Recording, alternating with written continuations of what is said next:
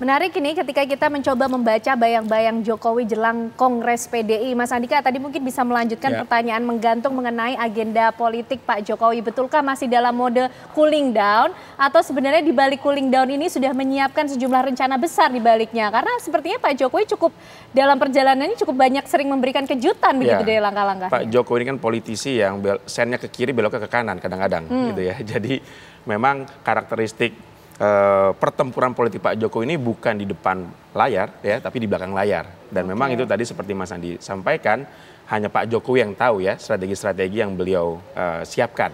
Tetapi saya melihat secara analisis ada dua kebutuhan Pak Jokowi hari ini, dua kebutuhan politiknya. Pertama adalah bagaimana Pak Jokowi agar tetap relevan dengan situasi politik pada hari ini. Relevan dalam artian bagaimana dia bisa diskusi bersama satu meja dengan ketua-ketua umum parpol yang lain, dengan Pak Prabowo, Pak Surya Paloh, Bu Megawati, Pak Bahlil dan lain sebagainya. Dan cara itu tidak lain harus memiliki partai politik, ya.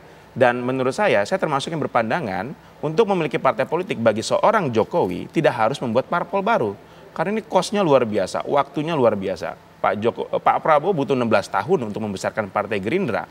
Sementara kebutuhan Pak Jokowi untuk melakukan proteksi politik pada Mas Kaisang, Gibran, Bobi itu hari ini. Ya. Dan satu-satunya partai yang sudah dimiliki Pak Jokowi, quote on quote, adalah Partai PSI. Kenapa Pak Jokowi tidak membesarkan PSI sekalian?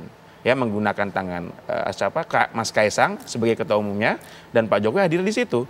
Karena kalau Pak Jokowi, ya, tadi saya menganalisis masuk ke PAN, Golkar, atau Gerindra, Pak Jokowi tidak akan menjadi pemegang saham utama di situ. Akan menjadi pemegang saham kesekian yang posisinya tidak bisa disetarakan dengan ketua-ketua umum parpol yang lain. Oke, kalau yang paling mungkin PSI berarti mengenai dugaan cawe-cawe jelang Kongres PDI ini gimana Mas Andika? Jauh seperti atau gimana? Ya, saya membayangkan sebagai seorang Pak Jokowi hari ini, maka saya akan membuat strategi beberapa objektif, tujuan politik. Tujuan optimalnya barangkali saya menjadi ketua umum partai PDIP, Jokowi menjadi ketua umum parpol PDIP. Kalau itu tidak tercapai, mungkin Pak Jokowi akan turun kepada objektif yang kedua, yaitu... Tapi ada opsi itu? Ya bisa jadi, sangat mungkin. Ya, Pak Jokowi ini kan pintar sekali dalam menyusun strategi politiknya. Orang-orang Pak Jokowi masih ada di PDIP dan bisa saja duduk ya di kursi PDIP. Atau yang ketiga, meskipun tidak mendapatkan posisi di jabatan struktural, setidaknya PDIP ya kondisinya tidak harmonis sekali. Dan ini pasti juga memberikan insentif politik bagi partai politik yang didukung oleh Pak Jokowi. Seperti itu. Mas Andi gimana? Masuk ke kemungkinan loh itu. Mungkin Pak Jokowi untuk masuk mengambil alih dalam tanda kutip PDI ini katanya lewat mengganti sekjen partainya dulu begitu Mas Andi? Wah ini itu bukan tipe Jokowi. Ya, Jokowi ini ya kesatria lah. Dia hadapi. Tadi kan sudah dijelaskan. Dia kan akan dihadapi, ya kan? Tapi beginilah, kita nggak masuk ke dapurnya partai politik PDIP. Kalau dikatakan bahwasanya di dalamnya itu adalah loyalis Jokowi masih ada, itu pasti ada, itu tidak bisa dinafikan. Tapi kalau Jokowi akan mengarah ke sana untuk mengambil partai, saya rasa tidak. Saya bisa katakan itu, ya kan? Apa yang dikatakan dari Pak Tri tadi, Bapak Andika, bahwasanya itu ada PSI, ya kan? Kenapa mesti bentuk partai baru? Ya ini masih dalam penggodokan beliau kan. Beliau kan belum bisa memastikan itu. Karena juga banyak partai-partai besar ya, Golkar, ya PAN, ya. Bahkan Gerindra sendiri juga kalau beliau mau masuk Gerindra, welcome semuanya. Artinya apa? Dia punya magnet masih tinggi. Jangan dilupa ya, masyarakat ya menilai Pak Jokowi itu sampai 75% kesukaannya. Lebih dari itu. Itu satu kekuatan yang besar. Ya. Apakah dalam waktu dekat beliau akan tergerus? Tidak juga kalau dia bisa bermain ya dengan manuver-manuver politiknya yang cantik. Itu akan tetap diperhitungkan di level-level elit politik. Kalau masalah duduk sambil bareng itu, kita coba lihatlah. Beliau sudah selesai di Solo, banyak yang datang kan. Mau calon kepala daerah, menteri, ya banyak datang. Kenapa? Mereka belajar gitu loh. Belajar bagaimana mengatur negara ini dengan ala Jokowi misalnya. Ya kan? Bagaimana mencintai negeri ini dengan ala Prabowo dan ala Jokowi misalnya. Ya kan? Mereka akan belajar. Artinya apa? Jokowi ini masih punya magnet. Ya kan? Pak Prabowo pun sebagai Presiden Republik Indonesia punya magnet besar. Ini dua kutub ini kalau digabung.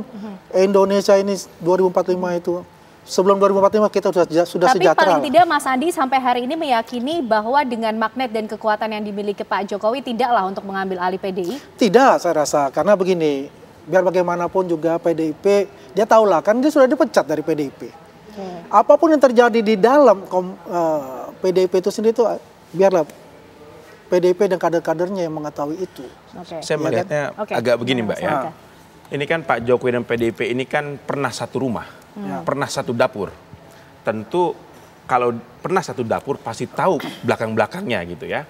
Dan kita tahu bahwa salah satu ya kepentingan utama Pak Jokowi setelah beliau tidak menjabat adalah political security, keamanan politik, tidak diganggu secara hukum, tidak diganggu secara politik. Ya, Pak Harto 32 tahun menjabat tetap bisa diganggu ya secara hukum. Dan saya pikir kekhawatiran ini juga muncul ya pada siapapun presidennya yang sudah tidak menjabat termasuk Pak Jokowi. Sehingga political security ini harus ya dipastikan bisa dimanage secara baik ya. Salah satunya adalah agar mantan yang pernah menjadi satu dapur ini ya tetap bisa berkomunikasi dan tidak menjadi ancaman yang membesar ya. Baik itu Pak Jokowi sendiri maupun PDIP itu sendiri ya. Pak Jokowi dalam tanda kutip pasti pegang kartunya PDIP. PDIP dalam tanda kutip pasti pegang kartunya Pak Jokowi ya. Bagaimana dua pihak yang pernah dalam satu dapur ini tidak saling mengganggu ya. Dan inilah yang menjadi kepentingan dari masing-masing pihak. Pak Jokowi punya kepentingan itu, PDIP punya kepentingan itu. Saya tambahin dah. Sedikit Mas Andi ya. Nanti giliran Mas Seno yang bicara.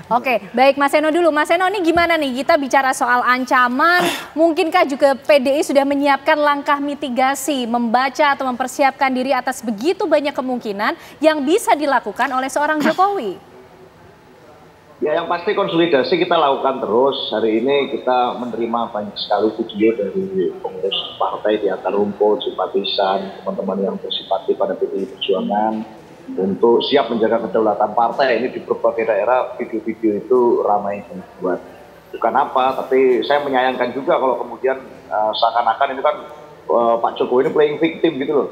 Seakan-akan jadi korban gitu, PDI Perjuangan ini yang semena-mena tiba-tiba memecat dan seterusnya. Padahal kan tentu saja kita tidak senaif itulah untuk melihat bagaimana dinamikanya, bahwa beliau melakukan apa saja beliau sudah tahu, masyarakat sudah tahu, sejak pilpres lalu pilkada dan seterusnya. Ini berbeda sekali dengan apa yang menjadi garis dan sikap PDI Perjuangan.